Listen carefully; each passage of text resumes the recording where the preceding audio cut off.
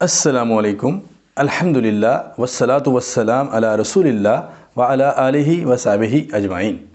سورہ آل عمران مدنی ہے جس میں 20 رکوع اور 200 آیات بینات ہیں۔ آل عمران کا مطلب ہے عمران کا خاندان۔ چونکہ اس سورہ مبارکہ کے چوتھے رکوع میں آل عمران کا ذکر ہے، اسی مناسبت سے اس سورہ مبارکہ کا نام آل عمران رکھا گیا۔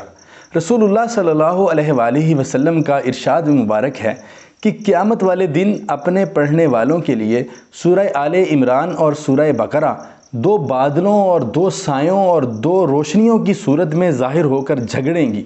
نجران سے عیسائیوں کی ایک جماعت حضور اکرم صلی اللہ علیہ وآلہ وسلم سے بحث اور مناظرہ کرنے آئی تھی۔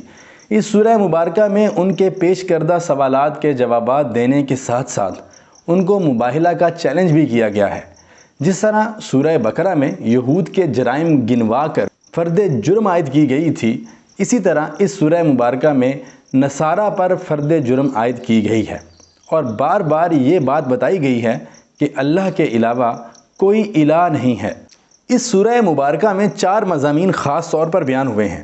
نمبر 1، اہل کتاب کو اسلام کی دعوت دی جائے، ان سے مکالمہ، مباحثہ اور مجادلہ اور مباہلہ کیا جائے۔ نمبر 2، اہل کتاب میں موجود خیر کو دریافت کر کے اسلام کے حق میں استعمال کیا جائے۔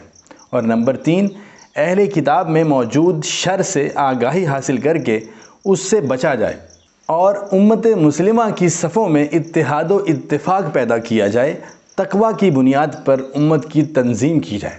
اس کے علاوہ اس سورہ مبارکہ میں کعبہ کی فضیلت، حج کی فرضیت، امر بالمعروف و نہی عن المنکر کا حکم، سود کی ممانعت، بخل کرنے سے وعید اور اچھے کاموں میں خرچ کرنے کی فضیلت سمیت کافروں سے مرعوب نہ ہونے، جہاد میں ثابت قدم رہنے اور جنگ احد میں شکست کے اسباب اور حکمتیں بیان کرنے کے ساتھ ساتھ شہید ہونے والے مسلمانوں کے عزیز و اقارب کی تسلی کے لیے یہ سورہ مبارکہ نازل کی گئی۔